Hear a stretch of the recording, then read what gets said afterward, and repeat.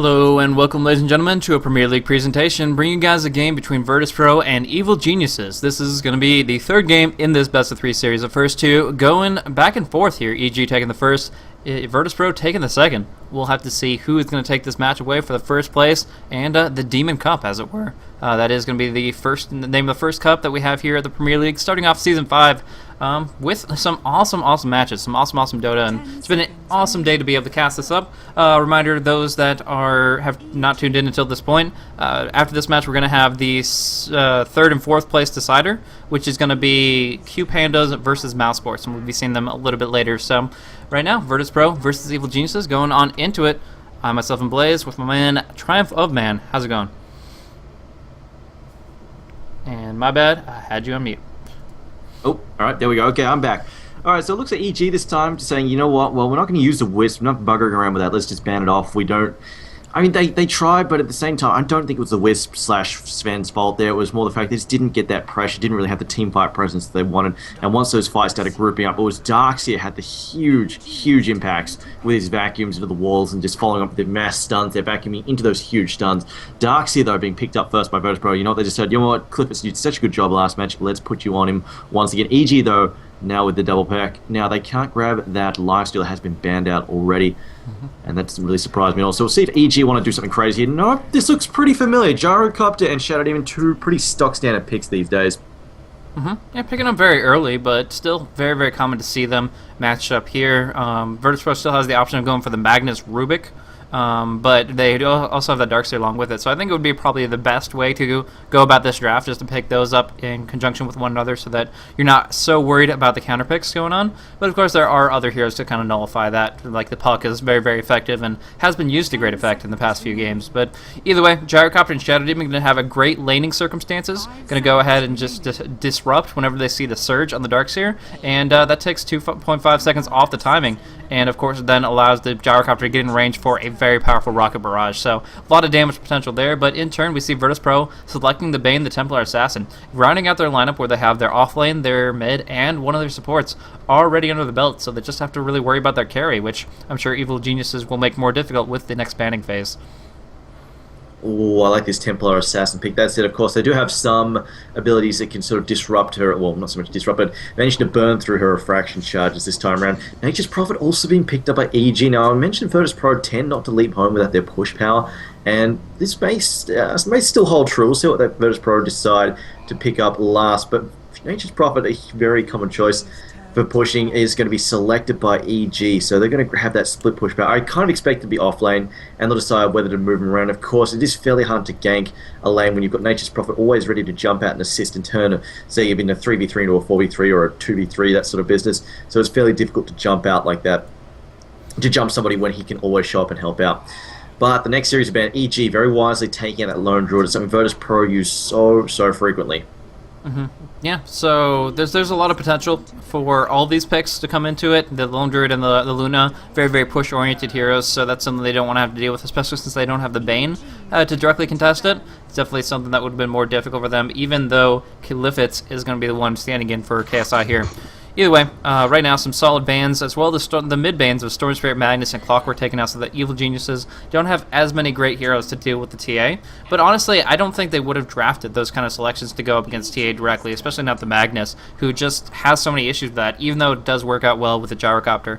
So it's interesting enough. It definitely is something that they don't want to have to deal with the powerful disable potential that'll set up Gyrocopter's amazing AoE damage. But for right now, just picking up for themselves their carry of the Alchemist, despite losing the Luna or the Weaver. Don't even bat an eyelash at that. Immediately selecting out that Alchemist, which has so much potential in synergy with that Bane in the lane. So that's going to be really nice for them, and they can still pick up a number of really good supports to follow that on through. The Leshrac, the Lina, they're definitely available if they want, and I think Evil Genius is considering that for themselves as well. They're trying to make sure their tri-lane is as foundationally powerful as it can be, and that's going to be kind of picking that up right now. This is the time to get one of those superior supports, and I would say the Leshrac is my personal preference here. You take it out of the hands of ars-art, you give it for yourself where you have push potential with the Treants and Edict combined together, and of course a lot of kill potential with the Disruption, the Split Earth, and Barrage combo. So I definitely think Lesh is going to be the best course of action here, but we'll have to wait and see if they want to go that route or change things up a little bit. I do like the Alchemist pick, and this goes back to I think to game one that we saw tonight. Alchemist was being used very aggressively. Now he was used as a tri-lane, no, he was used as a safe lane farmer. Did manage to get up his goal. Actually went for I think acid spray fairly late in the game. Just went for that Greevil's greed. Got his money up and running, and just completely tore his opponents apart. And he went for the Shadow Blade build just so they can play super aggressive. Not someone who sits back and just goes to that late game ready to sort of builds up like tier 4 items, just using Greevil's greed to get up and running ahead of the opponent's carry. But what he does is just gets that Shadow Blade and just starts ganking like crazy. And of course, like you said, Bane, of course, it helps set him up in the lane. But once he gets that Shadow Blade, he can become super aggressive and become such a huge danger for the enemy team. We also see Disruptor being picked up. NS plays a very mean Disruptor, and I like the pickup of Disruptor versus Nature's Prophet. Becomes very difficult for him to sort of split push a separate lane and then show up for a fight, because as he shows up, Disruptor just sends him straight back to where he came from. Yeah, it'll be interesting. They certainly have the lockdown already. Nightmare plus the Unstable Concoction, they will be able to guarantee the kinetic field, and that means nobody's going to be able to run out rapidly enough. The Nature's Prophet is going to have to jungle, turning this into a 3.5-1-0 laning circumstance, unless they try to go aggressive, which indeed is also very, very difficult to accomplish up against these types of heroes, Alchemist especially, and Bane on top of that. So, yeah, we'll see how it plays itself out, but the Disruptor, the reason that they picked it up is against that Prophet. Dealing with the Global Teleport, that glimpse is so darn powerful, and we'll see it come into play there. Along with that, Juggernaut is going to be the final thing to round out their lineup. So do you think it's going to be a mid-jugger? We've seen it a couple times in the past few weeks. It's very, very awkward, but it does work against the Templar Assassin, in my opinion. I think it's definitely likely, and of course his Blade Fury can help burn through the Templar Assassin's Refraction Charge as well, so he's not too vulnerable to that. And of course, Healing Ward, like he's going to take a fair bit of damage. The Side Blades are fairly painful, can get harassed fairly heavily with that. He can get his farm happening, of course, with the Healing Ward, a bit of bottle crowing. He is perfectly able to stay in that lane, just keep his regen up and running all the time. So I think this is definitely quite likely that they take the Juggernaut and throw it mid. Mm-hmm. And another nice thing about the Jugger is that in the middle of a team fight, you're not so worried about the kinetic field, the static storm. Those things are not going to be really cared about if you have immunity to magic. It's to spin on away before you get silenced out, and you're not going to be susceptible to anything that Disruptor throws your direction, which is going to be really good to make sure you do continuous and guaranteed damage. Whereas the Gyrocopter, played by PowerNet, is going to have to play a little bit more cautiously. Now, we do see both teams kind of making their way towards the enemy jungle. All 5 going bottom for that of Virtus Pro, all 5 going top for that of Evil Geniuses, beyond that of Bambo's quick disconnect here. Either way, interesting matchup, and who do you think has the more favorable draft in this situation? Oh boy, I really like the aggression that Virtus Pro can pop out here, and the fact that they've got a nice little counter in the form of the Disruptor against the Nature's Prophet. I am a little bit worried about the late game potential there of the Juggernaut. Doesn't really scale all that well into late game and doesn't really do all that much once people start picking up some counters for his Omni Slash. That said, it's going to come down to, I think, how well the Gyrocopter gets farmed, and I think Gyrocopter doesn't farm that well, so I think Alchemist is going to have plenty of time to get that Shadow Blade that he wants, and is going to start applying tons of pressure on the map, and at that point, Gyrocopter, I don't think he's going to be able to farm efficiently at any point any further. Also, Nature's Prophet won't even be in our jungles, because it would be so easy for Alchemist to charge in there and bring him down, just by walking in there with a Shadow Blade and picking him out, even if they haven't warded everything up. Yeah.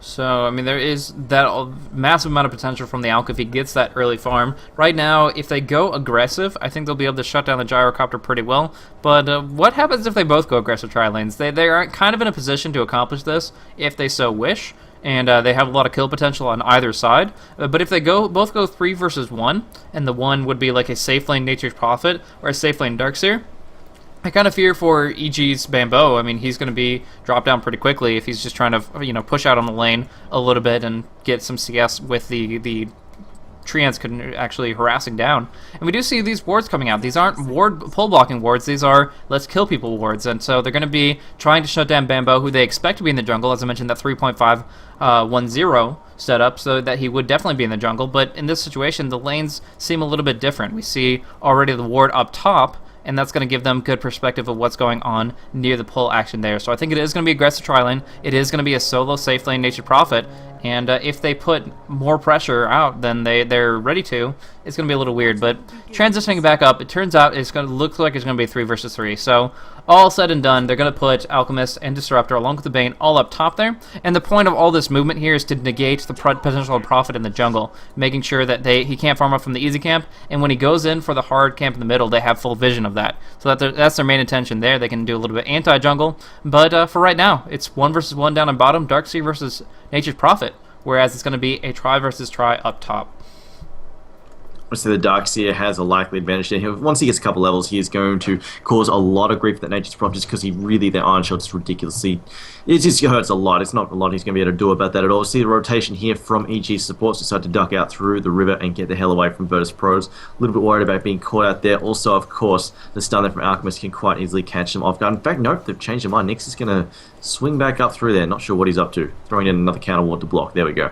Yeah, trying to make sure that's not going to be spawning anytime soon. And since they already body blocked at 30 and now they have this up there, they're making sure that there's not going to be pull action going on. Bane realizes this now, but because of Fear's positioning, it could have just as easily been from the Nyx Assassin's spot rather than the wards. They might not drop down another sentry, and that could cost them yet another spawn. Meanwhile, in the mid lane, Demon's taking a lot of harassment from TMW, and it's going to be difficult for him to sustain until that bottle comes out. It's finally on its way, but as a whole, he didn't really have the mana to work with right now. Using his spin once already will burn through a single refraction, but you're comparing a 230 mana pool to that of a 325. Templar Assassin is going to be a lot more spammy in that regard.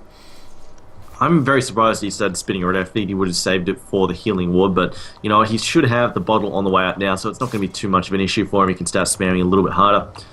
Once TA also, especially if TA, she should have a bottle on the way as well, so they're both going to have that bottle up and running. Now we see NS doing a little bit of counter warding here. We'll pick that off fairly easily. Fear trying to threaten, but not really able to go in deep enough because he doesn't have a line of sight. A little bit worried about pushing down on his own. In fact, they might even try and get a pick off here, although I think NS saw them, so doesn't look like Smile will walk into that. But even though the sentry has been taken out, that's the second pull they're able to block off. Just they won't spawn because of their positioning, and body blocks come on through. Now finding out the Bane in a pretty rough spot. Demon doesn't have his spin available, unfortunately, but it does have the right clicks. The question is whether this Impale will be up fast enough. Smile turning around for enough right clicks means it most certainly will be the case, but doesn't want to set himself up to be kind of screwed over here. Now the healing ward is still doing work, but they actually I'm missing out, unfortunately, on the first blood up on top. The one that was left behind, the Shadow Demon goes to rotate, but the one that was left is that Gyrocopter, and he just got dropped down quickly by a simple combo from Bane and Alchemist. Now Jo going back and forth with Bane, but a nice brain sap body block coming on through. The illusion's still doing work, but Jo with a nice disruption will get out alive.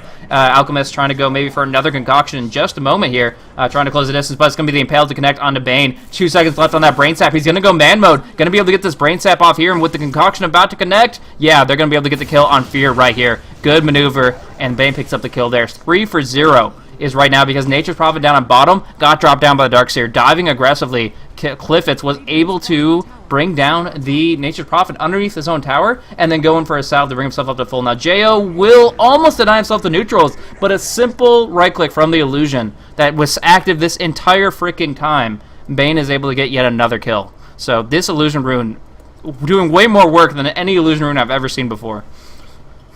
Like I said, down in the bottom island, Darkseer, as soon as he got a few levels there, he's going to be so hard for Nature's Prophet to deal with, just because he can't really do a whole lot. He can't really sprout all that well. Of course, early game, they've got tangos to cut through the sprouts, and of course, fairly soon he's going to have at least one level of vacuum, so he can't really do a lot to get away from him. And of course, the Iron Shells do so much damage, it's not funny.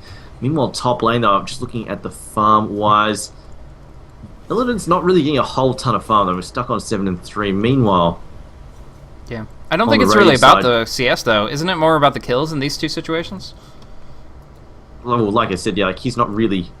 I suppose he is getting the kills, yeah, that is true, but at the same time, I mean, I'm a little bit worried just because he's going for the greed build, so... Sure. Kind of does want to get that farm in. Yeah, that's a good point to make. I mean, the Grievel's Greed will make sure that every single last hit counts that much more, and will allow him to get big items early on. That's why you pick up an Alchemist, is to be not only for the 1.0 base attack time once he gets max level, but also to be able to just get amazing gold very, very early on. We see bonus 10 just from that Siege Creep kill, and he can keep on stacking that up if he focuses enough on CS, but playing aggressively, it has its merits, but one of them is not capitalizing on the Grievel's Greed, which he has put a couple skill points on into. I mean, at the same time, I've also got to keep in mind that Hound isn't farming that great either. He's only 11 and 5, so they're pretty much on par there with each other. Meanwhile, Juggernaut, though, how is he doing? 17 and 4, not too bad. He's a little bit behind He's a little bit behind Tamar Wild there on the Templar Assassin, but that is to be expected, so no real big loss there.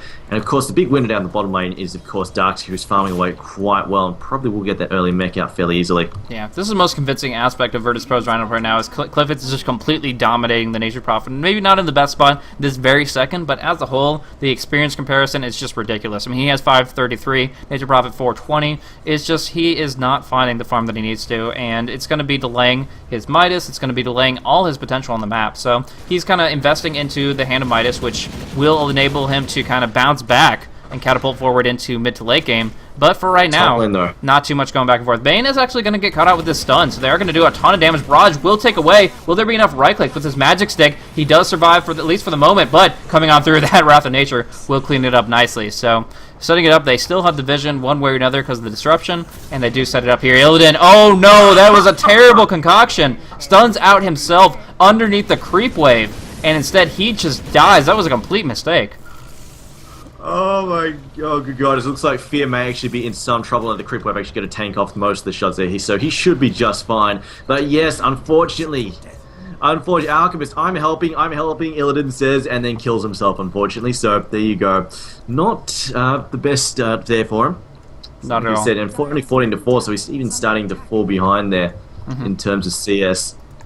Now, we did see, well, didn't see, actually, a pick-off. Juggernaut goes in on the Templar Assassin, doesn't even have to commit his Omni Slash, just able to do so much damage through right-clicks and the spin. Honestly, the Refraction and the Meld, two very great defensive abilities, do very, very little against Blade Fury, so having it maxed out here allows Demon to keep on farming up on the stacked-up Easy Camp. He is able to bring down TMW in a desperate situation where she needs to get levels, she needs to get a kill advantage, and instead Juggernaut's kind of taking control. So where Darkseer is dominating the Prophet, we do see Demon taking control of the mid lane, and in turn that means that he's going to be able to gank more actively, kind of play Juggernaut as a gank-oriented hero rather than a semi-carry, and that Omni Slash, catching somebody out in the jungle, can be an amazing pick-off potential utility.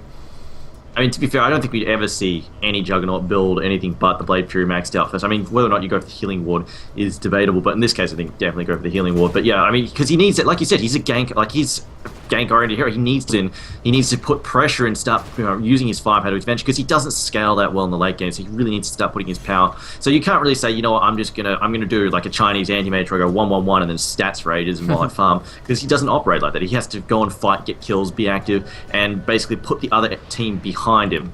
Is the main thing. It looks like we've got a bit of pressure on the bottom line. It looks like Bambo's going to be in a lot of trouble in a second. Yeah, closing on in. The Tempo Assassin pops off the trap here. Bambo going to go for a self-sprat, but there is that glimpse to pull him right back out. He does get a nice Wrath of Nature off, but too much right-click damage from that double damage from that Meld Strike, and he does get cleaned up by the TA. Meanwhile, dive up on top, trying to go on through Demon, finds the Omni Slash onto Illidan to get a nice quick Swift Slash to bring him down himself. And Bane just going to have to fall back from there, only sitting at level 4. So they're going to have to let this tower take a lot of hits and possibly fall outright with this next wave here. A lot of push potential from the Juggernaut at all times. Whether or not he drops the healing ward, they're just doing so much right-click damage and forcing out the fortification. Meanwhile, on bottom lane, burning down the tree ants that were trying to pull away the creep wave to delay the inevitable kill on the tower here. And now, actually, they get the rotation. They're able to hold their tier 1 on bottom, but now here comes that call down. Up on the top lane, there is going to be a brain sap, but nothing to stop Jo here. No Nightmare available. So Jo's able to TP from right under their noses, and they hold the line on the tier 1, so no towers dropping just yet, but Demon going in aggressive now, falling back from here, sees what he's up against, though, and has a good idea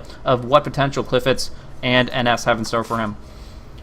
Good to mention, Juggernaut does have spin up, but Omni Slash is down, so I might be able to use that to really control that fight at the moment. Meanwhile, though, we've got Tamar up on the top lane, going to try and put some pressure on the tier 1 top, as his teammates also try and pressure down the bottom lane, although it looks like they're not really making much headway at the moment, and it's just going to turn into Illidan trying to snag a little bit more farm. Although that said, in the mid lane, Bambo using his mobility to great advantage now, jumping in on this mid tower, should be able to bust this down, at least severely damage it. He does need to watch his backside, though. I don't know if he knows this is coming.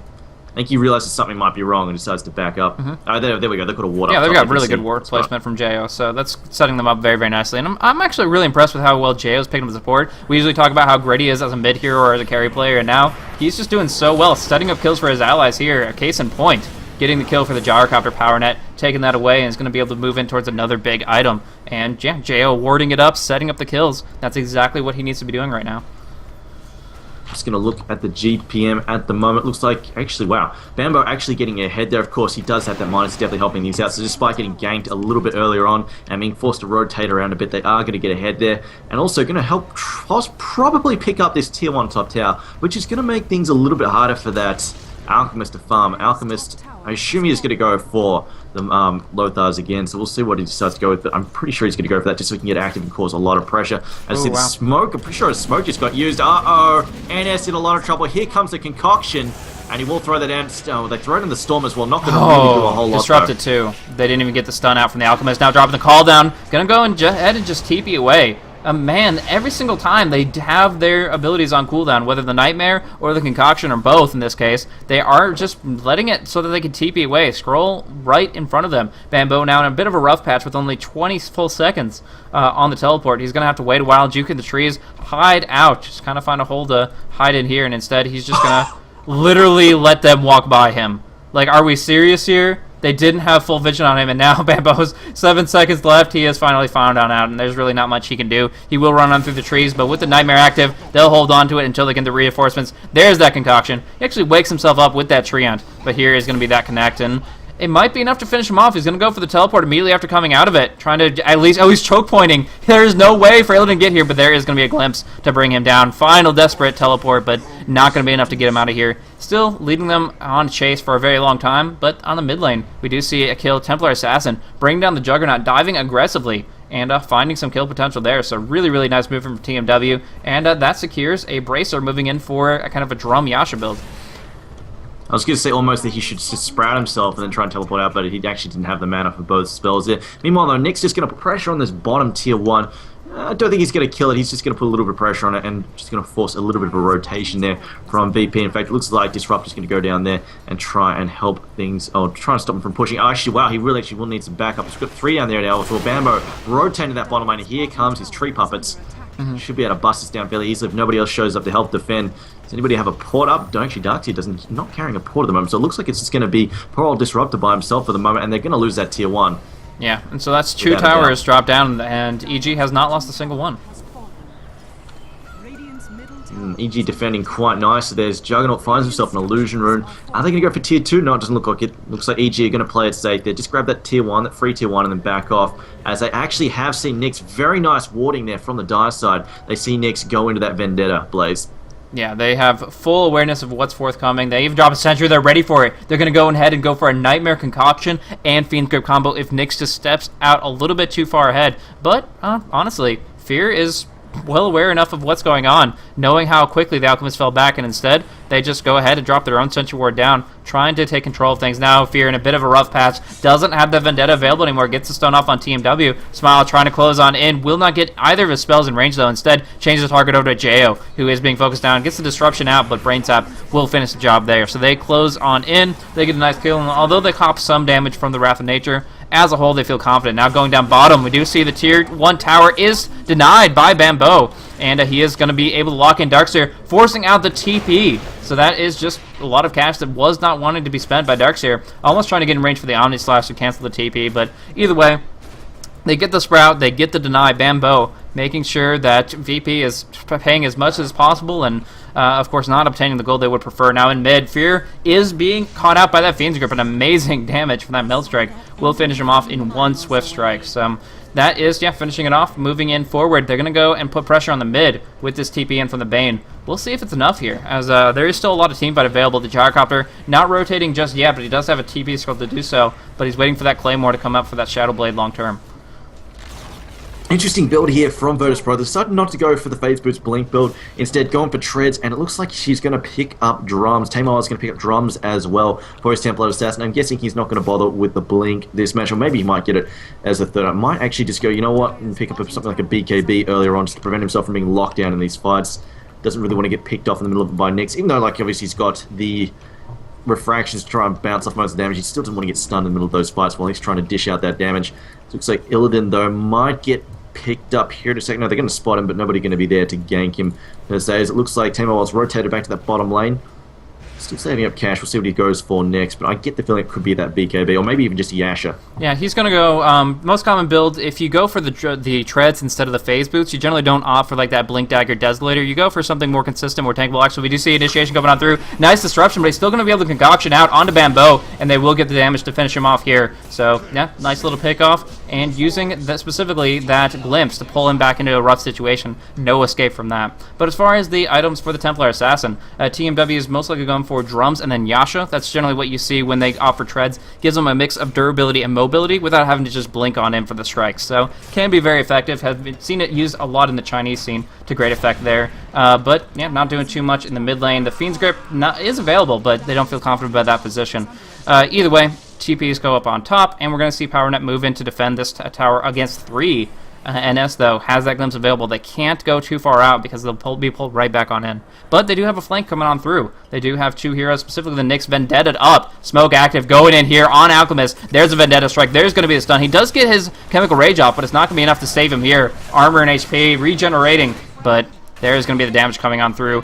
NS, can they get the Sprout off? Just going to go for some Nature's Call, go for the push. But actually gets glimpsed. How far back is the question? Not too far. And he is going to be just Midasing out a creep. Are they going to go for the tier 2 push, though? I figured they would, but it's something seems to be setting them back a little bit. They don't actually want to go in full. Looks like they will be backing off there. I don't really blame them all that much. They've got to worry about the...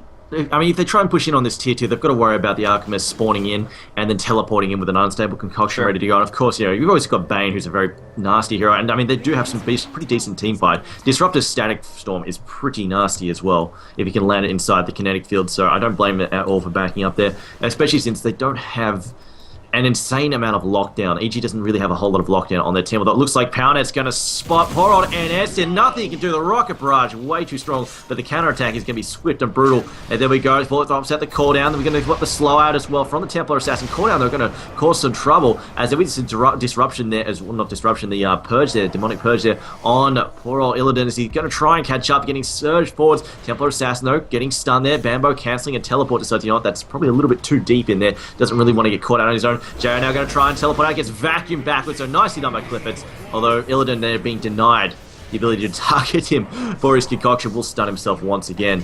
Not sure what Fear's still doing. Yeah, what is Fear still doing here? There's nobody low HP at all. He's literally just wasting his time. It's about to expire, and this could be a pickoff for Bane. Goes in, he gets the Fiend's Grip. Oh, it is interrupted immediately by the Impale. Bambo coming on in, has a Shadow Blade of his own. They're going to try to get Alchemist to stun himself, the body block, something like that, but no, he gets the stun off here. There's Carapace to turn it around, though. Illidan taking a lot of right-click damage. It might be enough, but here's that Nightmare to keep him alive. And instead, they go for the Kinetic Static, trying to bring down Fear. They glimpse him near it, but not rack on into it. Instead, it's going to be the Meld Strike to finish him off here. So, back and forth a little bit. Bambo taking a lot of damage from the Iron Shell, but will be able to Shadow Blade out. And that was one thing that I don't think Virtus Pro was prepared for. The only one with sentries was NS, and he was picked off immediately by Gyrocopter Shadow Blade. And from there, they didn't really have anybody detecting on out. Luckily, they did have a really, really good engagement, pursuing on through and picking up a number of kills themselves, making up for it in the long run.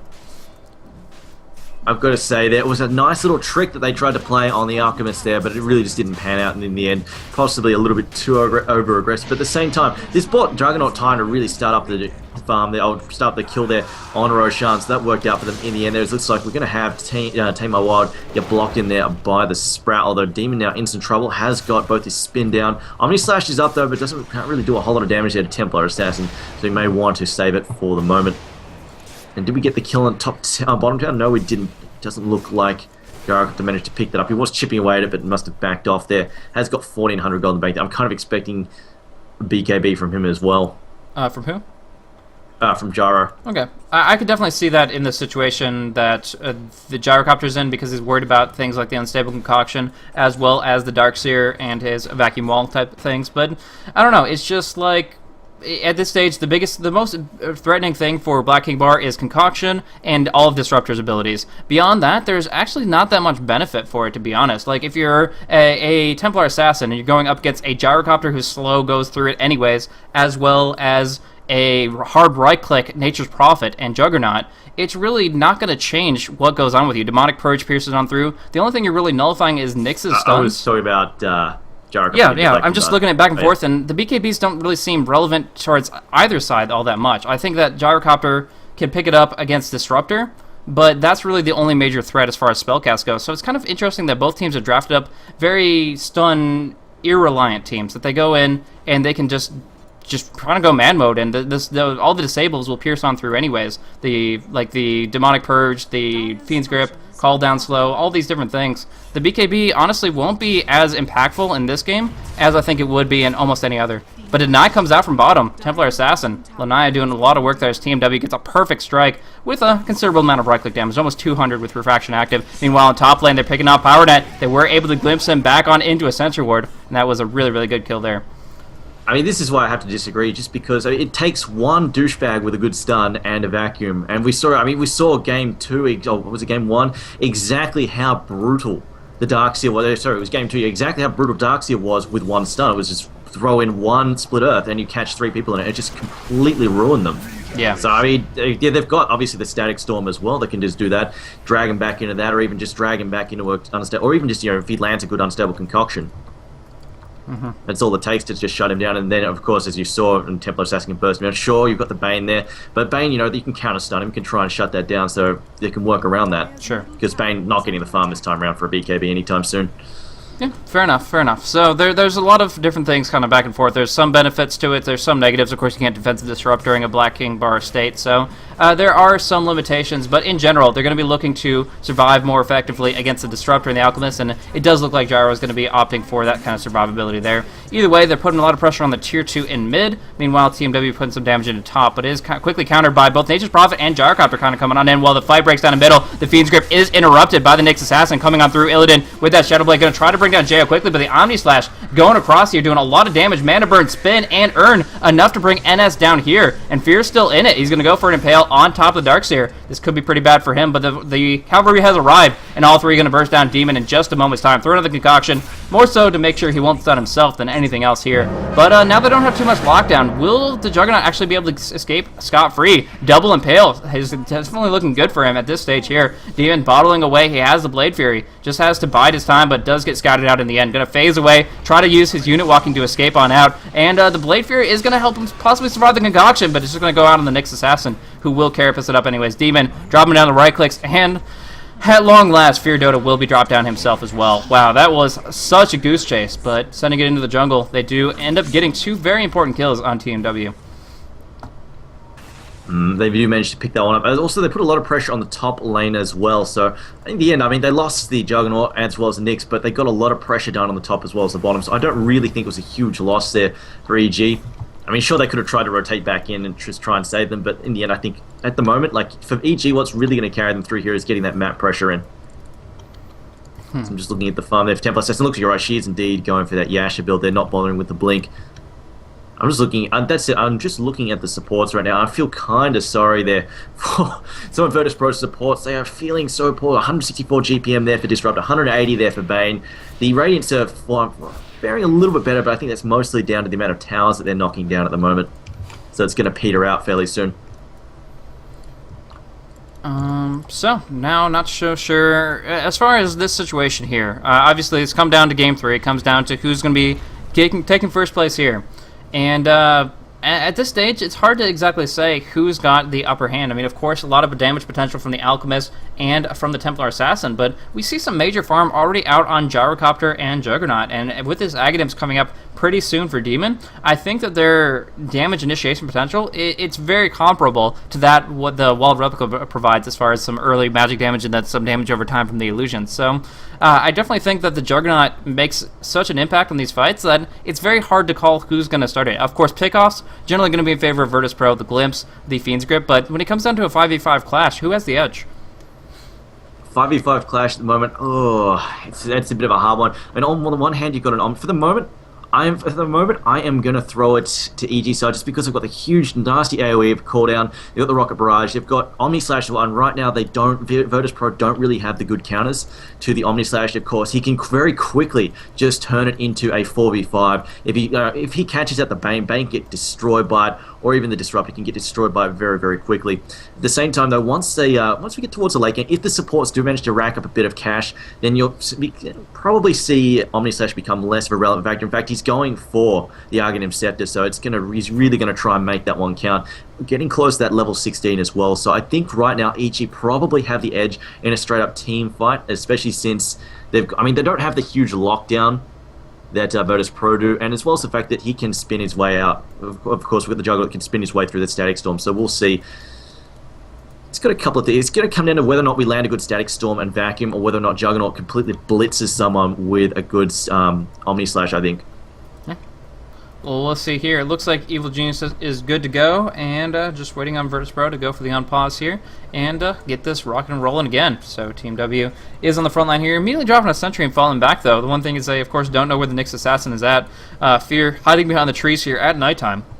And then can move on forward with a Vendetta. Actually going for a Gem of True Sight right now. They are up against the Shadowblade of the Alchemist. They are up against the Meld of the Templar. And, of course, they want to get good map control. So it's a really good pick up there. But now we're going to see underneath this tower, we're going to dodge out the call down. Not a single one getting actually hit by it at all. And with that on cooldown, they actually might feel comfortable with pushing it with this next creep wave, but for right now, teleporting back, they're taking too much damage on the bottom lane from Bambo coming on through. So going in for big right clicks here, then the concoction to follow. There is going to be NS going for a nice little glimpse, locking him in place, and soon will be the concoction. Already thrown out, actually, and didn't seem to do much. So we are actually going to see him falling back here, getting the Sprout, getting the TP, and I'm not exactly sure what happened with the concoction.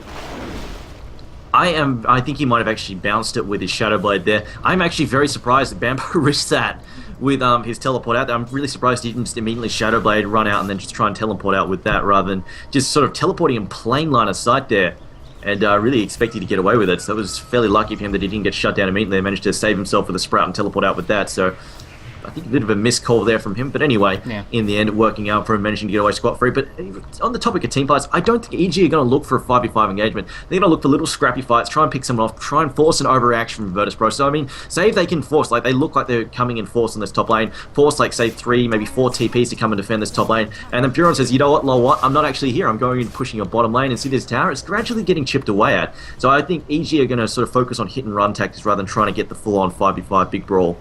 Yeah, it makes a lot of sense here, and they can definitely afford that as their carries get more and more farmed up. Demon now with his Aghanim Scepter, since the Juggernaut does right clicks during the Omni Slash in between some of them when his attack speed is high enough. What he's going to be looking for now is some great agility, maybe a butterfly or something like that, to be able to survive on through against Alchemist and Templar's right click damage, as well as just make sure that he does as much damage as possible during that Omni. Because right now you are looking at 9 jumps, going to go up to 12 once he actually hits level 16. But right now getting Glimpse back in will Blade Fury out of the Glimpse. Very, very important timing there, as now he will be able to just move on away despite the attempted initiation of the Disruptor.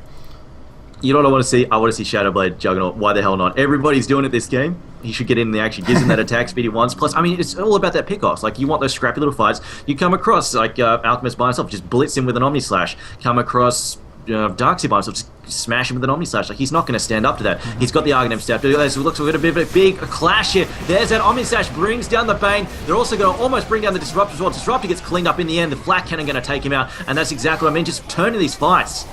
Just bringing down people nice and quick. They do lose the Shadow Demon in return, but it's not a big deal there, as they are just going to try and finish off Templar Assassin. She is outpacing them, though, quite rapidly, although the port in, very nicely played by Juggernaut. Can he run it down? Looks like he's going to go in. She throws in the slow. Juggernaut not really caring. He's popped a haste rune. We've got the homing missile here, and there's the blade spin, and it looks like it's going to go to cut through the refraction, and we'll finish her off there. So this is what I mean, like, just the being able to find someone and just blitz them immediately, and now they've got the advantage.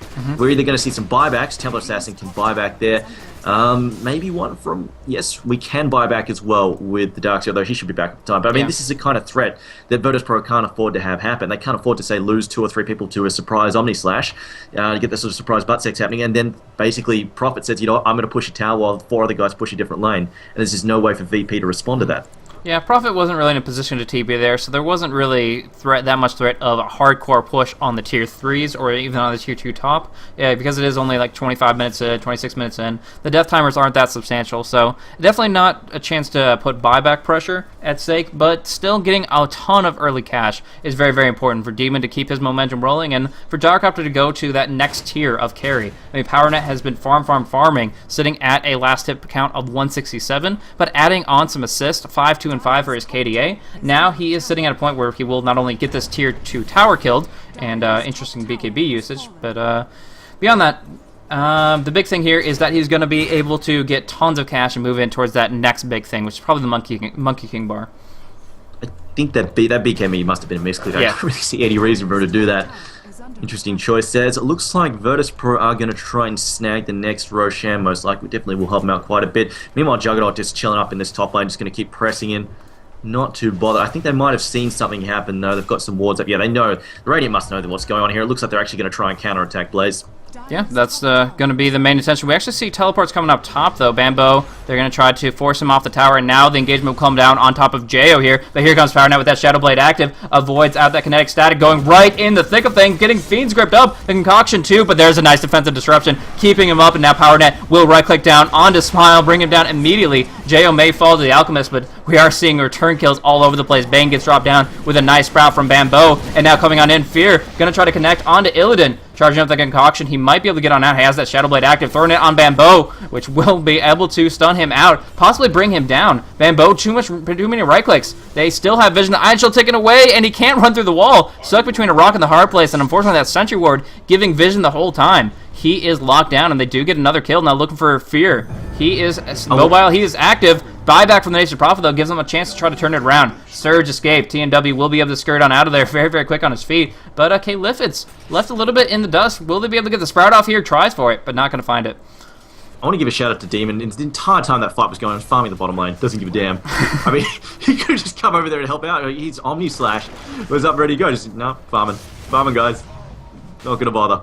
It looks like they may actually manage to pick up this Roshan, although, no, actually, I take that back. We've got 12 seconds left on Disruptor's ult. They actually may be able to cause a lot of carnage for that, especially this Dark up to very low mana here. He's not going to be able to use cooldown as well as the other spells. He's going to be flat dry on that.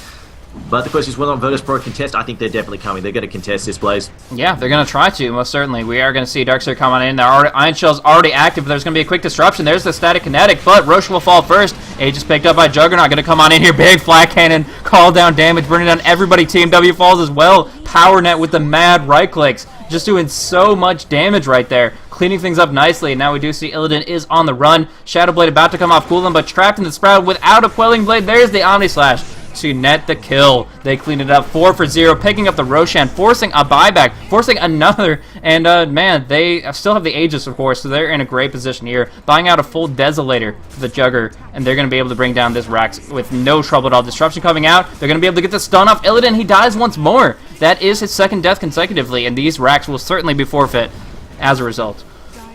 Yeah, I don't see any way these Raxes are staying up. There we go. GG is called, and EG will take this series 2-1. And as it is, EG proving too strong. I'm actually quite surprised at that. And I mean, I think EG, they played it well, to be fair. I mean, they knew they didn't really want to engage in full-on fight. It's very easy for them to lose their heads, just get stuck in and try and fight and fight and fight and fight. But they knew, like, every time they got into a fight, they didn't necessarily commit to it. We just had Bambo just run off, and I mean, it's a bit of a jerk thing to do, but every time they get into a fight, Bambo says, you know what, I'm not fighting. I'm going to go and break buildings, because that's how you win this game. You break buildings. Exactly that. And of course, they just completely dominated the fight when they already had such a great potential to push in, so it only took seconds, and they were able to clean things up nicely. Desperation from Virtus Pro. They couldn't hold onto it in the end. And that multi-core lineup, picking up the Juggernaut, the Nature's Prophet, and the Gyrocopter, all to do the right-click damage here, certainly paid off, as Virtus Pro just didn't have an answer for it. They got some disables. It was okay to some effect, but as a whole, they just couldn't stand against this kind of damage. So triple kill for PowerNet, Aegis expended, Blink Dagger, why not a Juggernaut, just to get that burst potential. He's going to jump on in and slash them all down. Easy pickings for them before the Ancient does break itself. But yeah, just as a whole, EG playing an amazing series and taking it so that they are now the first place as far as the Demon Edge Cup goes. So really awesome Dota from them all day long, taking down a number of really solid teams, but in the end, moving forward, taking away the maximum point value, which is listed at 100. If you guys are curious about that, you can check out the PremierLeague.eu, where we have on our main article there all the information about the different point values and how that applies to the 7 cups that we're going to be doing throughout this Season 5. Anyways, thank you guys so much for tuning on in. Awesome Dota coming out from between Evil Geniuses and Virtus Pro here. Best of 3, like we said, going the way of EG 2-1. as they seal the deal. Our next game is going to be Mouse Sports going up against the Cupad Red Pandas. Delayed a little bit, but now we do get to bring that into the fold and see who's going to be taking the 3rd and 4th place, respectively, back and forth between those two teams.